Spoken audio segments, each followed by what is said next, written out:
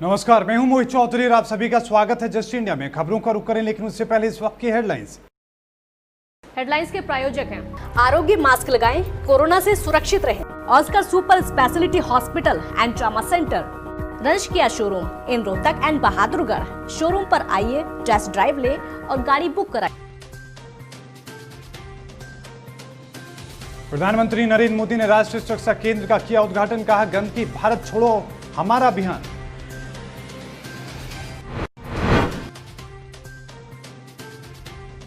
सुशांत के पिता और बहन से मिले मुख्यमंत्री मनोहर लाल खट्टर। सीबीआई जांच को लेकर हुई बातचीत।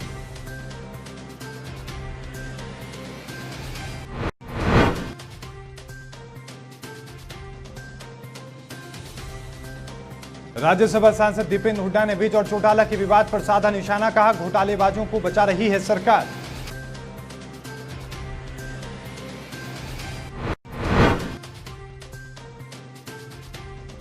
और पूर्व मंत्री किरण चौधरी ने सरकार पर बोला हमला। कहे, कई वर्ग आंदोलन पर हैं, पर सरकार का कोई ध्यान नहीं।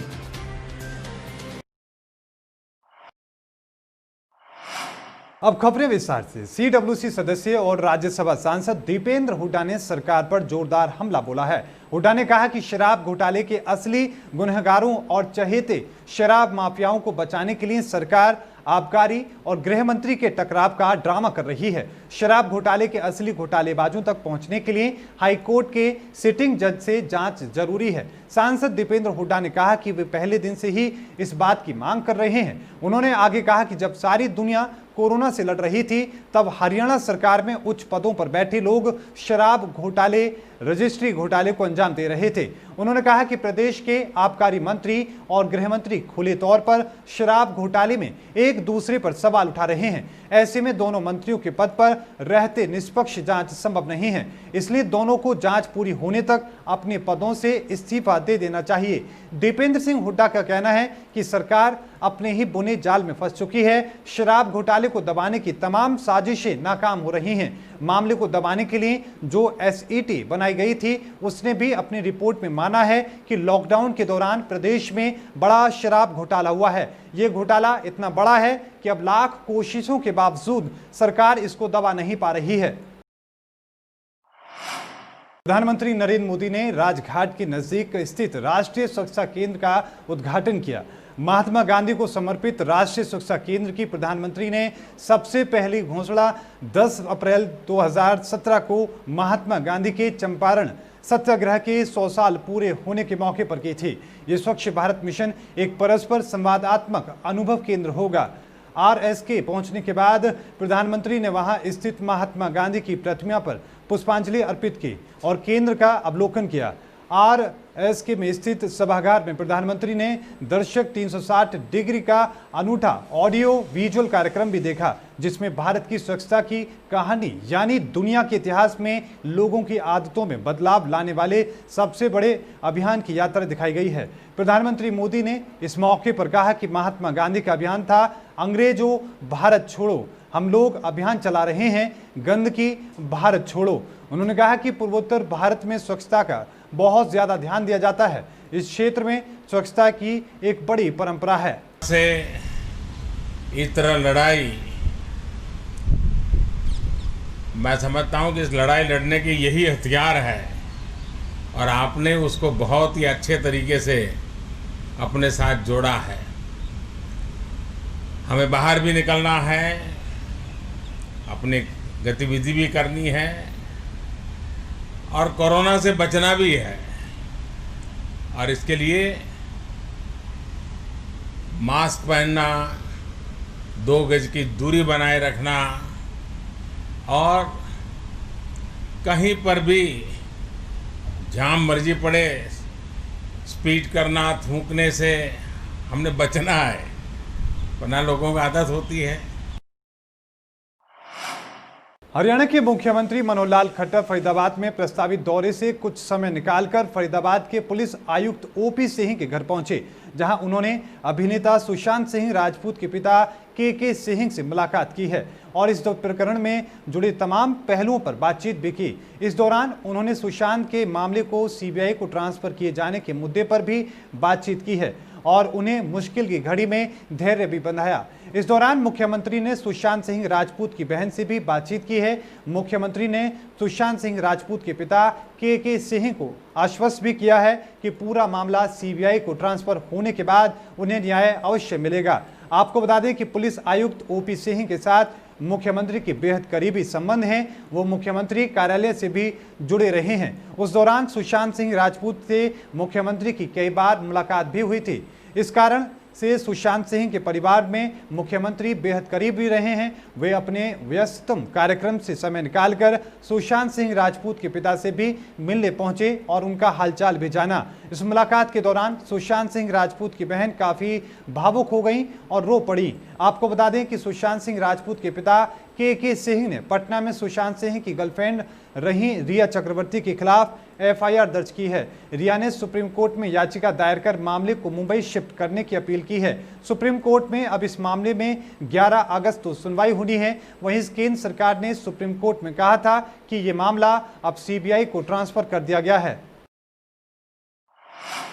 भिवानी में किरण चौधरी ने कहा कि प्रदेश भर में किसान, कर्मचारी और विभिन्न वर्ग अपनी मांगों को लेकर आंदोलन पर हैं, लेकिन सरकार इस ओर कोई ध्यान नहीं दे रही है। उन्होंने कहा कि अगर सरकार ने आम आदमी की मांगों की सुनवाई नहीं की तो कांग्रेस पार्टी सड़कों पर उतरकर आंदोलन करेगी। पूर्व मंत्री किरण चौधरी ने प्रदेश की बिगड़ती कानून व्यवस्था पर चिंता व्यक्त करते हुए मुख्यमंत्री से हस्तक्षेप करने की मांग की है। उन्होंने मुख्यमंत्री से किसानों, कर्मचारियों और विभिन्न वर्गों द्वारा अपनी मांगों को लेकर किए जा रहे आंदोलनों को लेकर सरकार से ध्यान देने की मांग की है। उन्होंने कहा कि आज पूरे प्रदेश में कानून व्यवस्था बुरी तरीके से बिगड़ चुकी है। जगह जगह हत्या, लूट और बलात्कार की घटनाएं हो रही हैं। बिगड़ती कानूनी व्यवस्था के कारण आम आदमी भय के माहौल में जीवन जीने को मजबूर है। अपराधी खुलेआम वारदात को अंजाम दे रहे हैं और पुलिस कुछ कर नहीं पा रही है।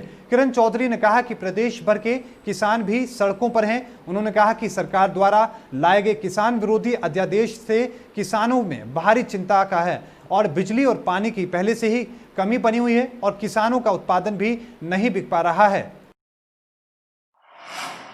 कोरोना महामारी के कारण भारत में स्थिति गंभीर होती जा रही है। देश में लगातार दूसरे दिन 60,000 से ज्यादा कोरोना मामले सामने आए हैं। अब कोरोना वायरस के मामले 21 लाख के करीब पहुंच चुके हैं। पिछले 24 घंटों में देश में 61,537 नए मामले आए और 933 लोगों की मौत हो गई। एक दिन पहले 62,538 मामले आए थे, जो अभी तक एक दिन में सबसे ज्यादा मामले हैं। देश में कोरोना से ठीक होने वालों का रिकवरी रेट 68.32% है। तो वहीं हरियाणा में मरीजों की संख्या अब 40,000 के पार जा चुकी है। प्रदेश में अब 40,054 मरीज संक्रमित हो चुके हैं। इनमें से 33,444 मरीज ठीक हो चुके हैं। शुक्रवार को 9 और कोरोना संक्रमितों की मौत हो गई। तो वहीं 24 घंटे में कोरोना के 751 संक्रमित मिले हैं। संक्रमण से रिकवरी की दर 83.50% हो चुकी है। यमुनानगर में स्वास्थ्य विभाग सीरो सर्विलांस शुरू करने जा रहा है। कोरोना की जंग में अब स्वास्थ्य विभाग उन लोगों की पहचान करेगा जिनमें एंटीबॉडीज बन चुकी हैं। उसके लिए सीरो सर्विलांस शुरू किया जाएगा। इसके तहत उन लोगों की पहचान की जाएगी जो कोरोना से लड़ने में सक्षम हैं। कैंटोनमेंट जोन के हिसाब से लोगों की जांच की जाएगी। सीरो किट के जरिए ये जांच होगी। किट से ये भी स्पॉट टेस्ट होगा जिसकी रिपोर्ट भी तुरंत मिलेगी। इसके लिए डॉक्टरों और स्टाफ को खास तरह की ट्रेनिंग दी गई है और जल्द से जल्द सीरो सर्विलांस शुरू किया जाएगा। कोरोना के केस लगातार बढ़ रहे हैं। ज्यादातर केस कोरोना संक्रमित मरीजों के संपर्क से आ रहे हैं। हालांकि स्वास्थ्य विभाग का दावा है कि अभी कोरोना कम्युनिटी का स्प्रेड नहीं हुआ है, लेकिन कई केस ऐसे भी सामने आ रहे हैं जो किसी दूसरे जिले या राज्य में नहीं गए, इसके बावजूद भी वो कोरोना संक्रमित हो गए। इसलिए ही अब सीरो सर्विलांस के तहत लोगों की जांच की जाएगी। अगर कम्युनिटी में हमारे कुछ ऐसे लोग हैं जिनको कि कहीं कम्युनिटी में स्प्रेड तो नहीं हो रहा और कितने लोग जो हैं उनमें इसकी एंटीबॉडी बन चुकी हैं, इसके लिए भी जो है पूरे प्रदेश में सीरो सर्विलेंस का कार्य शुरू किया जा रहा है। उसमें यमुनानगर जिले में भी हम बहुत जल्द सीरो सर्विलेंस शुरू करने जा रहे हैं, जिससे हम लोगों के एंटीबॉडीज़ को डिटेक्ट करेंगे, जिससे पता लग जाएगा कि अगर उनमें एंटीबॉडी बन गई है इसका मतलब वो ऑलरेडी इन्फेक्शन हो चुके हैं, इन्फेक्ट होकर ठीक हो चुके हैं। तो उस ये प्रक्रिया भी जो है वो शीघ्र ही जो है अमल में लाई जाएगी। सभी लोगों को कंटेनमेंट वाइज जहाँ जहाँ हमने उनको कंटेनमेंट जोन में रखा हुआ है या सेक्टर वाइज हम सभी की सीरो सर्विलेंस भी करने जा। रोहतक के उपायुक्त आर.एस. वर्मा ने कहा कि शहर के भीड़ वालों बाजारों में ट्रैफिक फ्री जोन की व्यवस्था लगातार जारी रहेगी। उपायुक्त ने लघु सचिवालय के सभागार में अलग अलग बाजारों के प्रतिनिधियों की बैठक ली। उपायुक्त ने साफ किया कि दुकानदारों और ग्राहकों को निर्धारित पार्किंग स्थल पर ही अपने वाहन खड़े करने होंगे। बैठक में सप्ताह में 2 दिन बाजार बंद रखने का फैसला लिया गया है और बाजारों का समय सुबह 9 बजे से शाम 7 बजे तक निर्धारित किया गया है। उपायुक्त वर्मा ने कहा कि रेहड़ी वालों के पास नगर निगम द्वारा जारी किए गए पहचान पत्र होना अनिवार्य है। इसके साथ ही उन्होंने निर्देश दिए हैं कि रेहड़ी वालों की लगातार चेकिंग की जाए। उपायुक्त ने यह भी निर्देश दिए हैं कि किला बाजार में डिवाइडर लगाए जाएं ताकि बाजार में व्यवस्था बनी रहे। उपायुक्त वर्मा ने लॉकडाउन के दौरान सहयोग करने पर व्यापारियों का आभार व्यक्त किया है और उम्मीद व्यक्त की है कि भविष्य में भी व्यापारी प्रशासन का इसी प्रकार से सहयोग करते रहेंगे। बैठक में जिला पुलिस अधीक्षक राहुल शर्मा ने कहा कि लॉकडाउन लागू होने से पहले की तरह शहर में भारी वाहनों के प्रवेश पर रोक रहेगी।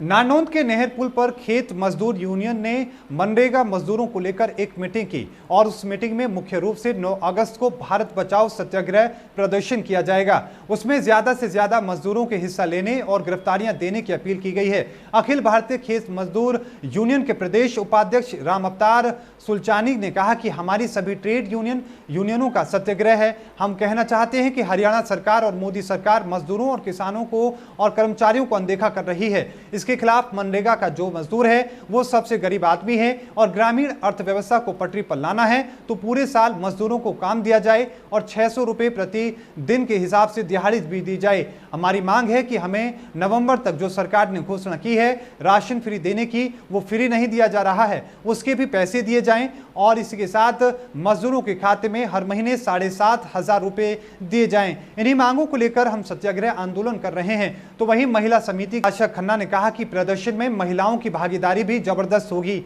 और हम गिरफ्तारियां भी देंगे। भागीदारी बहुत ही 50% जो कि महिलाएं नरेगा में काम करती है और घर भी चलाती है। हम ये कहना चाहते हैं आधा 100% महिला आदमी और 50% महिलाएं शामिल होंगी, क्योंकि जो सरकार ये कह रही थी वही राशन मिलेगा और नवंबर तक राशन देने की यहाँ भरी थी, उसमें भी अभी महिलाएं जब राशन लेने के लिए जाती है तो उस पैसा लिया जाता है। कल हमारा पूरे देश में सत्याग्रह है तमाम ट्रेड यूनियनों का, खेत मजदूर यूनियन संगठन का, मनरेगा के मजदूर और पूरे कर्मचारी। और निश्चित तौर पर हम ये कहना चाहते हैं कि जिस तरीके से हरियाणा की सरकार और मोदी सरकार मजदूरों को, किसानों को और कर्मचारियों को अनदेखा कर रही है, इसके खिलाफ कि हम ये कहना चाहते हैं कि मनरेगा का जो मजदूर सबसे गरीब आदमी है पूरे देश का और ग्रामीण अर्थव्यवस्था को यदि पटरी पर लाना है तो हम ये कहते हैं कि पूरे साल मजदूरों को काम दिया जाए। खबरों के प्रायोजक थे Pramod trading company, tiles, sanitary ware, Ghanipura, Jhajjar road, Rohtak. Asian colour coated Ispat limited. Be Fast Fit, India's fastest growing fitness chain, now at Rohtak D Park. Corona महामारी से लड़ने के लिए आरोग्य मास्क लाया है आपके लिए सबसे आधुनिक मास्क। इसके साथ ही आपको मिलेगी आधुनिक पीपीई किट, वो भी बहुत ही सस्ते रेट पर।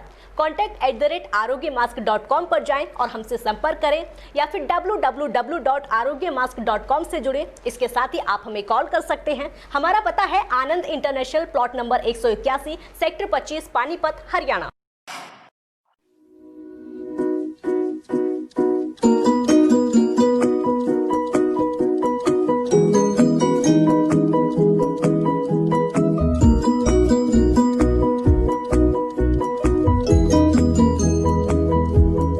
मेडिफिल इंटरनेशनल, 7 शीतल कॉम्प्लेक्स, सुभाष नगर, रोहतक।